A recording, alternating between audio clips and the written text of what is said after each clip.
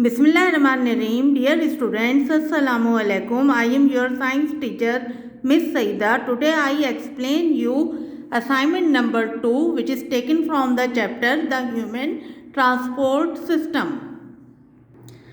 In assignment number 1, I also explain this chapter. The remaining questions are given into the assignment number 2, which I explain in this lecture. Okay students, अब आप देखिएगा, मैं आपको दोबारा again repeat कर रही हूँ. The human transport system. What do you mean by transport system? Transport system वो सिस्टम होता है जिसमें कोई भी चीज़ एक जगह से दूसरी जगह पर क्या होती है, ले जाई जाती है या भेजी जाती है. फॉर एग्ज़ाम्पल आप देखिए कि हमारी सिटी में, हमारी कंट्री में बहुत सारी चीज़ें आती भी हैं और बहुत सारी चीज़ें जो है वो जाती भी हैं. तो क्या होता है, ट्रक्स के ज़रिए जो है हम उन्हें मंगवाते हैं और फिर उन्हीं के ज़रिए हम उन्हें भेजते हैं. और वो किस पे जो है जाते हैं, रोड के ऊपर जो है वो चल रहे होते हैं. तो इसी तरीक़े से हमारी बॉडी के अंदर बहुत सारी सब्सटेंसेस ऐसी होती हैं जो कि डिफरेंट ऑर्गन्स में बनती हैं और उनकी ज़रूरत जो होती है वो दूसरे ऑर्गन्स में होती है.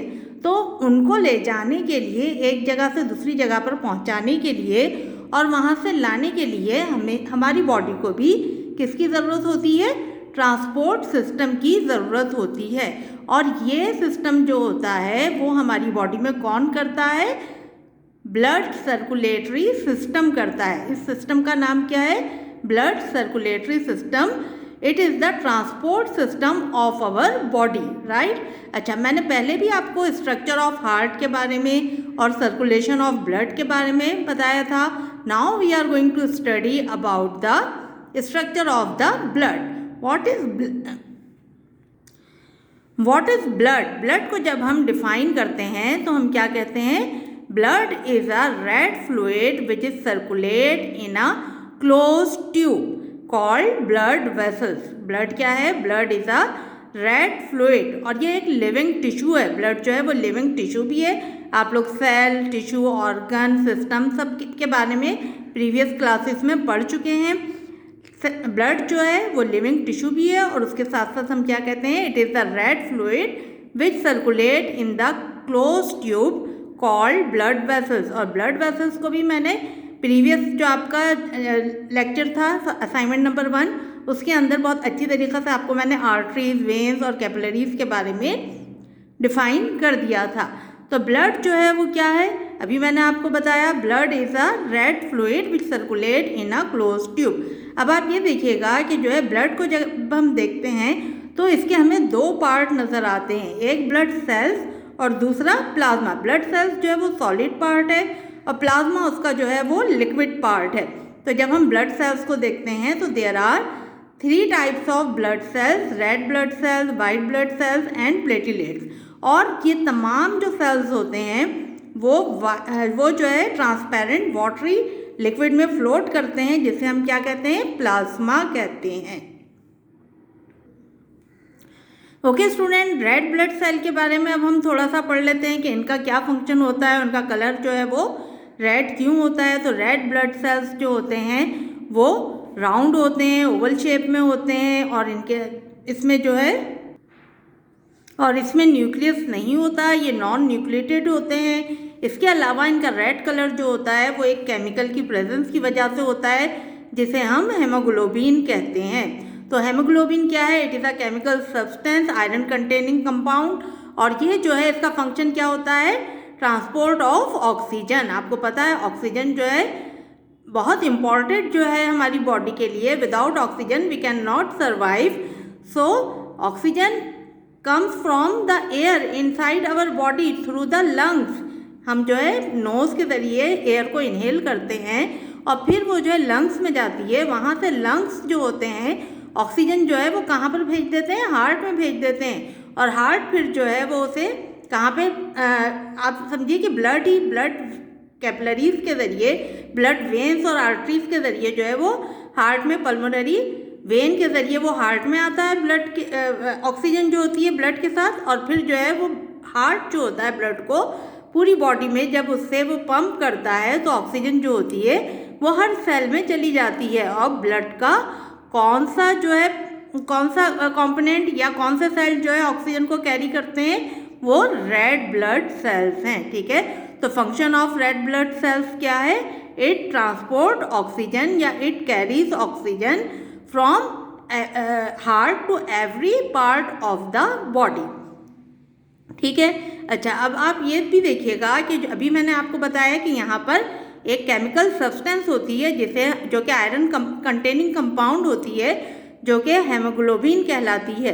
तो हेमोग्लोबिन जब ऑक्सीजन को अपने साथ कैरी करती है तो वो क्या बना लेती है, ऑक्सी हेमोग्लोबिन, और उसे जो है फिर वो बॉडी में ले जाकर जो है वहाँ पे एवरी सेल को जो है वो ट्रांसमिट करती है, और फिर वहाँ से कार्बन डाइऑक्साइड को जब वो कैरी करती है तो वो डीऑक्सी हेमोग्लोबिन बनाती है, और फिर वहाँ से जो है वो हार्ट में लेकर आती है कार्बन डाइऑक्साइड को। फिर हार्ट जो है उसे लंग्स में पंप कर देते हैं, और फिर लंग्स से जो है वो हमारी बॉडी से रिमूव हो जाती है। तो ये सारा काम कौन करता है, रेड ब्लड सेल्स, और ये काम किसकी वजह से होता है, ये हेमोग्लोबिन की वजह से होता है। तो because of haemoglobin the red blood cell look red, okay. Next जो हमारे ब्लड सेल हैं वो है वाइट ब्लड सेल्स, ठीक है।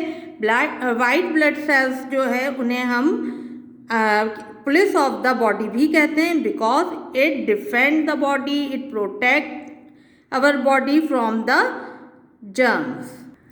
Here is the picture of white blood sales. अच्छा, अभी मैंने आपको क्या कहा कि white blood sales defend the body, और आप ये देखिएगा अगर हम इसकी स्ट्रक्चर की बात करें तो हम क्या कहते हैं कि ये जो होते हैं वो साइज में रेड ब्लड सेल से टॉइस होते हैं, यानी ये इसकी साइज इसका जो होता है रेड ब्लड सेल से काफ़ी बड़ा होता है। ये न्यूक्लिएटेड होते हैं, इनके अंदर न्यूक्लियस भी होता है, और इसके अलावा जो है इनके शेप जो होते हैं वो डिफरेंट होते हैं। जैसे कि आपको पता है कि जो है ब्लड जो है वो कहाँ पर बनता है, बोन मैरो में बनता है। तो रेड ब्लड सेल और वाइट ब्लड सेल दोनों भी कहाँ बनेंगे, कहाँ पे फॉर्मेशन होगी इनकी, बोन मैरो में जो है ये फॉर्म होंगे। अच्छा, अब ये देखिएगा, ये फिगर में मैंने आपको जो है बताया है कि जो किस तरीके से जो है वाइट ब्लड सेल जो है हमें प्रोटेक्ट करते हैं। जैसे अगर हमारी बॉडी में कोई बैक्टीरियम या कोई भी जर्म जब एंटर हो जाता है तो क्या होता है, यहाँ पर वाइट ब्लड सेल्स में जो है एक केमिकल प्रोड्यूस होता है जिसे हम एंटीबॉडीज़ कहते हैं। तो जब ये जर्म्स जो है हमारी बॉडी में ब्लड में एंटर होता है तो ये white blood cell antibodies produce करते हैं, और फिर जो है वो उससे क्या करते हैं, ये देखिए यहाँ पे ये बाहर जो है क्या है, बैक्टीरियम है, और ये वाइट ब्लड सेल है। जैसे ही जो है बैक्टीरियम हमारी बॉडी में एंटर हुआ तो वाइट ब्लड सेल ने एंटीबॉडीज़ बनानी शुरू की, और वो बैक्टीरिया जो है वो कहाँ चला गया, वाइट ब्लड सेल के में चला गया, और फिर वो उन्होंने उसको जो है क्या कर दिया, डिस्ट्रॉय कर दिया, उन्हें किल कर दिया। तो इस तरीके से इन दोनों के दरमियान एक पूरी वॉर होती है। अगर जो है वाइट ब्लड सेल यानी अगर हमारा इम्यूनिटी सिस्टम स्ट्रांग होगा तो हमें जो है वो बीमारियों से, डिजीजेस से हमें जो है क्या कर लेगा, प्रोटेक्ट कर लेगा। और अगर हमारा वाइट ब्लड सेल्स जो है हमारे वीक है या हमारा इम्यूनिटी सिस्टम जो है वीक है तो हम जो है क्या हो जाते हैं, हमारे अंदर डिजीज कॉज हो जाती है, ठीक है। तो these are the two main cells of the blood, red blood cells and white blood cells, okay. अच्छा, अब देखिएगा नंबर 3 पे जो है वो प्लेटिलेट्स हैं। Platelets are very small blood cell, बल्कि हम इन्हें क्या कहेंगे, ये बहुत small fragment of the blood cells होते हैं, और ये जो है इनका फंक्शन क्या होता है, टू सील द वुंड, या ये जो है ब्लड क्लॉटिंग में आप देखिएगा जब हमें कभी चोट लग जाती है, कहीं पे कट्स लग जाते हैं या वुंड हो जाता है, तो ये प्लेटिलेट्स जो होते हैं वो क्या करते हैं, क्लॉटिंग ऑफ ब्लड में, यानी जो है ब्लड को जो है वो क्या करते हैं, उसे रोकते हैं, उसे क्लॉट कर देते हैं, उसे जमा देते हैं, ताकि मज़ीद जो है ब्लड हमारी बॉडी से फ्लो ना करे, बह ना जाए। तो ये जो है क्लॉटिंग ऑफ ब्लड में जो है यूज़ होते हैं, ठीक है। इनका फंक्शन क्या है, क्लॉटिंग ऑफ ब्लड, ओके। इसके बाद वाटरी लिक्विड पोर्शन है ब्लड का, जिसे हम प्लाज्मा कहते हैं। प्लाज्मा का फंक्शन क्या होता है, क्योंकि ये ट्रांसपेरेंट होता है, वाटरी होता है, और इसका फंक्शन ये होता है कि हमारी बॉडी में जो केमिकल्स हैं, यानी फूड की जो ट्रांसपोर्टेशन है, या जो है आप समझ लीजिए हार्मोन्स है या वेस्ट केमिकल्स हैं, उनको एक जगह से दूसरी जगह पर, अभी मैंने आपको बताया था कि ट्रांसपोर्ट का मतलब क्या होता है, चीज़ों को एक जगह से दूसरी जगह पर ले जाना। तो फॉर एग्जांपल आप देखिए डाइजेस्टिव सिस्टम में फूड हमारी डाइजेस्ट होती है, लेकिन फूड की ज़रूरत कहाँ पर होती है, पूरी बॉडी में होती है। तो उसे कौन ट्रांसपोर्ट करेगा, प्लाज्मा, ब्लड करेगा। और ब्लड के अंदर कौन है, वाटरी लिक्विड जो कि प्लाज्मा है, और वो जो है इसको ट्रांसपोर्ट करेगा। इसी तरीके से वेस्ट जो है वो कहाँ बनते हैं, पूरे सेल में बनते हैं। और हमारा एक्सक्रीटरी ऑर्गन जो है किडनी है, तो उन वेस्ट केमिकल्स को कौन लेकर जाएगा, प्लाज्मा जो है किडनी तक ले जाएगा और वहाँ से वो बॉडी से रिमूव होंगे। इसी तरीके से आप देखिएगा हार्मोन्स है, हार्मोन्स भी बहुत इंपॉर्टेंट केमिकल्स होते हैं हमारी बॉडी में, और वो भी मुख्तलिफ ऑर्गन्स में बनते हैं और ज़रूरत उनकी डिफरेंट ऑर्गन्स में होती है। तो उन सबको कौन ट्रांसपोर्ट करेगा, प्लाज्मा जो है उसे ट्रांसपोर्ट करेगा। तो it is the structure of the blood. और अभी मैंने आपको बताया कि blood is a living tissue, it is a red fluid which circulate in a close tube. और ब्लड सेल जो होते हैं वो 3 टाइप के हैं, red blood cells, white blood cells, platelets and plasma. अच्छा, अभी रेड ब्लड सेल का मैंने आपको बताया था कि इसके अंदर एक आयरन कंटेनिंग कंपाउंड होता है जिसे हम हेमोग्लोबिन कहते हैं। अगर हमारी डाइट में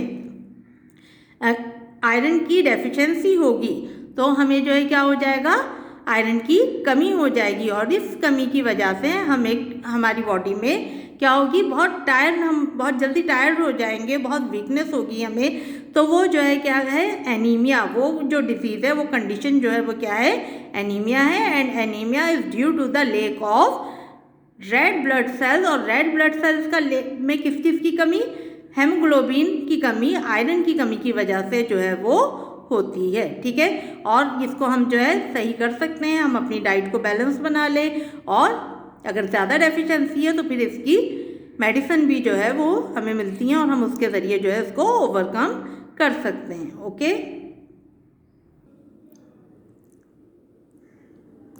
okay student, this is your science book. Open page number 18. Here is the chapter the human transport system. Now come on assignment number 2. This is your assignment number 2. आप पहले इसका टाइटल पेज बना चुके हैं। ये question number 3 है आपका। Why does lack of iron in the diet sometime lead to anemia?